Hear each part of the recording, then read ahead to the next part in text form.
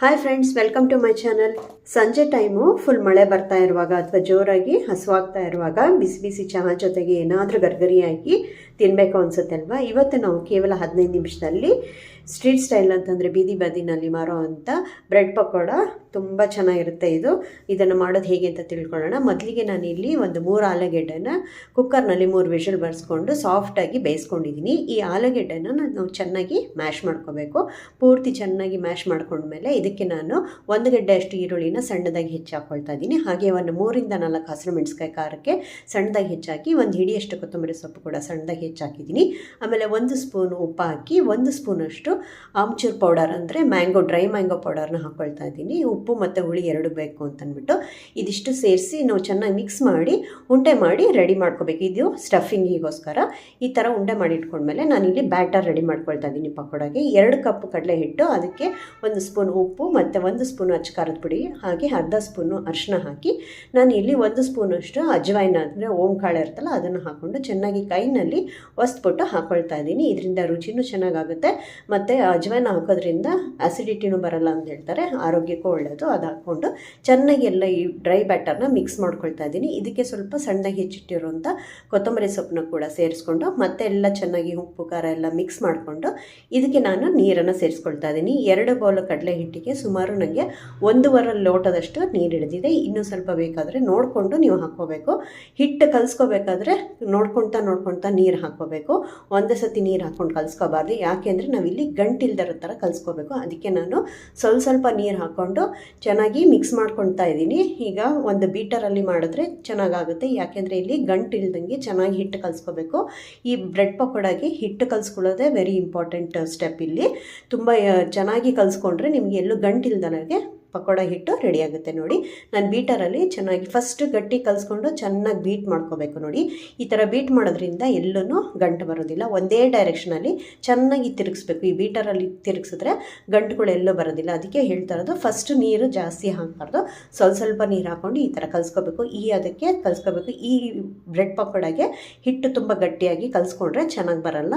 ಈ ಕನ್ಸಿಸ್ಟೆನ್ಸಿನಲ್ಲೇ ಕಲಿಸ್ಕೋಬೇಕು. ಈಗ ನಾನು ಒಂದು 3 ಬ್ರೆಡ್ ಅಂದರೆ 6 ಬ್ರೆಡ್ಡನ್ನು ತೊಗೊಂಡು ಅದನ್ನು ನಾನು ಕಂಬೈನ್ ಮಾಡ್ತೀನಿ. ಸೊ ಒಂದು ಸೈಡ್ ಬ್ರೆಡ್ಡಿಗೆ 3 ಬ್ರೆಡ್ಡಿಗೆ ನಾನು ಕೆಚಪ್ನ ಹಚ್ತಾ ಇದ್ದೀನಿ. ಇದು ಬೈಂಡಿಂಗಿಗೋಸ್ಕರ, ಯಾಕೆಂದರೆ ನಾವಿಲ್ಲಿ ಆಲೂಗೆಡ್ಡೆ ಸ್ಟಫ್ನ ಮಾಡ್ತಾ ಇರೋದ್ರಿಂದ ನೀವು ಕೆಚಪ್ ಬದಲು ಪುದೀನ ಚಟ್ನಿ ಕೂಡ ಹಾಕೋಬೋದು. ಆದರೆ ಪುದೀನ ಚಟ್ನಿ ಗಟ್ಟಿ ಇರಬೇಕು, ತುಂಬ ತೆಳ್ಳಗಿದ್ರೆ ಬ್ರೆಡ್ಡು ಕಟ್ಟಾಗಿಬಿಡುತ್ತೆ.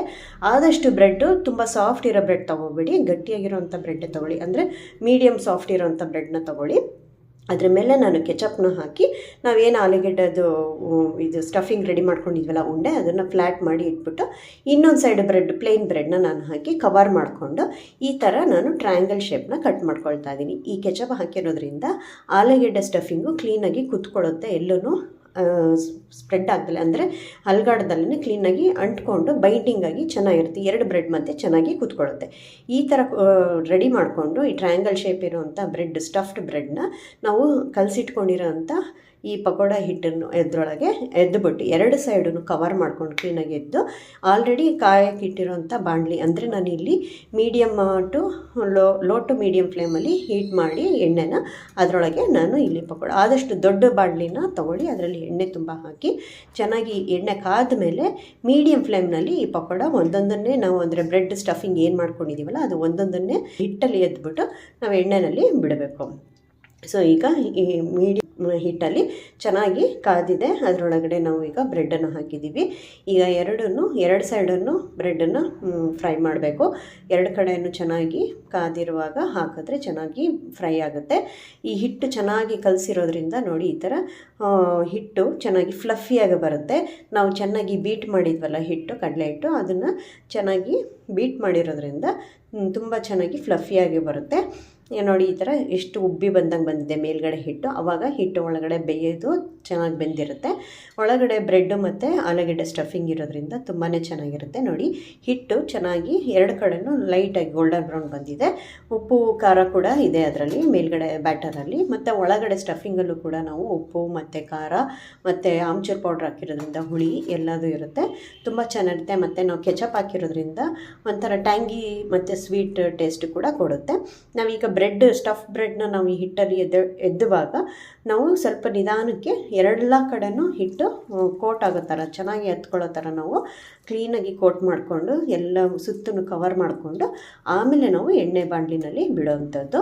ನೋಡಿ ಈಗ ಇದು ಸೆಕೆಂಡ್ ಬ್ಯಾಚ್ ಮಾಡ್ತಾಯಿದ್ದೀನಿ ನೋಡಿ ಈ ಥರ. ಆಮೇಲೆ ಹಾಕಾದ್ಮೇಲೆ ಇದು ಮೀಡಿಯಮ್ ಫ್ಲೇಮಲ್ಲೇ ಮಾಡ್ತಾ ಇರಬೇಕು. ಎಣ್ಣೆ ಚೆನ್ನಾಗಿ ಕಾದಿರಬೇಕು.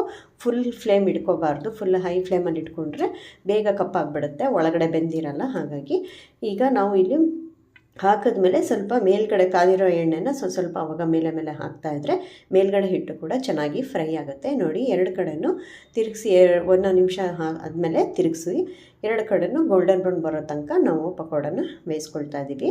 ಇದು ಸ್ಟಫ್ಡ್ ಬ್ರೆಡ್ ಪಕೋಡ ತುಂಬ ಚೆನ್ನಾಗಿರುತ್ತೆ. ಮೇಲ್ಗಡೆ ಎಲ್ಲ ಕಡಲೆ ಹಿಟ್ಟಿನ ಬ್ಯಾಟರಿಂದು ಟೇಸ್ಟ್ ಸಿಗುತ್ತೆ, ಉಪ್ಪು ಖಾರ ಇರೋವಂಥದ್ದು. ಒಳಗಡೆ ಬ್ರೆಡ್ಡಿನ ಸಾಫ್ಟ್ನೆಸ್ ಸಿಗುತ್ತೆ. ಅದರ ಒಳಗಡೆ ನಿಮಗೆ ಆಲೂಗೆಡ್ಡೆ ಬೇಯಿಸಿರೋವಂಥದ್ದು ಕೆಚಪ್ ಜೊತೆ ತಿಂತಾ ಇರ್ತೀರ, ತುಂಬಾ ಚೆನ್ನಾಗಿರುತ್ತೆ. ಡಿಫ್ರೆಂಟ್ ಟೇಸ್ಟ್ ಕೂಡ ಇದು. ಈ ಮುಂಬೈ ಪೂನಾ ಕಡೆಯಲ್ಲೆಲ್ಲ ತುಂಬ ಚೆನ್ನಾಗಿ ಮಾಡ್ತಾರೆ ಇದನ್ನು. ಅಂದರೆ ಅಲ್ಲಿ ಸ್ಟ್ರೀಟ್ ಸ್ನ್ಯಾಕ್ಸ್ ಅಂತಲೇ ಹೇಳ್ಬೋದು. ಈವ್ನಿಂಗ್ ಸ್ನ್ಯಾಕ್ಸಿಗೆ ತುಂಬ ಚೆನ್ನಾಗಿರುತ್ತೆ. ಕೆಲವರು ಮಧ್ಯಾಹ್ನ ಊಟಕ್ಕೂ ಕೂಡ ಅಲ್ಲೆಲ್ಲ ತುಂಬ ಇಷ್ಟಪಟ್ಟು ತಿಂತಾರೆ. ಬಾಂಬೆ ಪೂನಾ ಸೈಡಲ್ಲೆಲ್ಲ ಅವರಿಗೆ ಮೇನ್ ಫುಡ್ ಅಂತಲೇ ಹೇಳ್ಬೋದು. ಅಷ್ಟು ಕಾಲೇಜ್ ಸ್ಟೂಡೆಂಟ್ಸು ಬ್ಯಾಚುಲರ್ಸ್ ಎಲ್ಲ ತುಂಬ ಇಷ್ಟಪಟ್ಟು ತಿಂತಾರೆ ಇದನ್ನು. ನಾನು ಒಂದ್ಸತಿ ಇದನ್ನು ಟ್ರೈ ಮಾಡಿದೆ ಮನೆಯಲ್ಲಿ, ತುಂಬ ಚೆನ್ನಾಗಿ ಬಂತು. ಮನೇಲಿ ಎಲ್ಲರೂ ಇಷ್ಟಪಟ್ಟರು. ಈಗ ಅದನ್ನು ನಾವೆಲ್ಲ ಕರೆದಾದ್ಮೇಲೆ ಅದನ್ನು ಮತ್ತೆ ಬೇಕಾದರೆ ಸಣ್ಣ ಸಣ್ಣ ಪೀಸಾಗಿ ಕಟ್ ಮಾಡಿ, ಅಂದರೆ ಟ್ರಯಾಂಗಲ್ ಶೇಪಾಗಿ ಕಟ್ ಮಾಡಿ ಚಿಕ್ಕ ಚಿಕ್ಕ ಬೈಟ್ ಬರಲಿ ಅಂತ ಅಂದ್ಬಿಟ್ಟು ಅದಕ್ಕೆ ಹಸಿ ಈರುಳ್ಳಿ ಮತ್ತು ಕ್ಯಾರೆಟು ಮತ್ತು ಬೇಕಂದರೆ ಕೆಚಪ್ನ ಹಾಕಿ ಕೊಟ್ಟರೆ ಮಕ್ಕಳಿಗಂತೂ ತುಂಬಾ ಇಷ್ಟ ಆಗುತ್ತೆ ಇದು ಸ್ನ್ಯಾಕು. ದೊಡ್ಡವ್ರಿಗೂ ಎಲ್ಲರಿಗೂ ಇಷ್ಟ ಆಗುತ್ತೆ. ನೀವು ಬೇಕಂದರೆ ಇದನ್ನು ಪುದೀನ ಚಟ್ನಿ ಜೊತೆ ಕೂಡ ನೆಂಚ್ಕೊಂಡು ತಿನ್ಬೋದು. ಸಖತ್ತಾಗಿರುತ್ತೆ. ಆಲೂಗೆಡ್ಡೆ ಸ್ಟಫ್ ಮಾಡಿರೋದ್ರಿಂದ ತುಂಬ ಚೆನ್ನಾಗಿರುತ್ತೆ. ಈ ರೆಸಿಪಿನ ನೀವು ಒಂದ್ಸತಿ ಟ್ರೈ ಮಾಡಿ. ಈ ವಿಡಿಯೋ ಇಷ್ಟ ಆಗಿದ್ದರೆ ಲೈಕ್ ಮಾಡಿ, ಶೇರ್ ಮಾಡಿ ಹಾಗೂ ನನ್ನ ಚಾನಲ್ನ ಸಬ್ಸ್ಕ್ರೈಬ್ ಮಾಡಿ. ಮತ್ತೆ ಮುಂದಿನ ವಿಡಿಯೋದಲ್ಲಿ ಸಿಗೋಣ. ಅಲ್ಲಿವರೆಗೂ take care, eat healthy. Thanks for watching.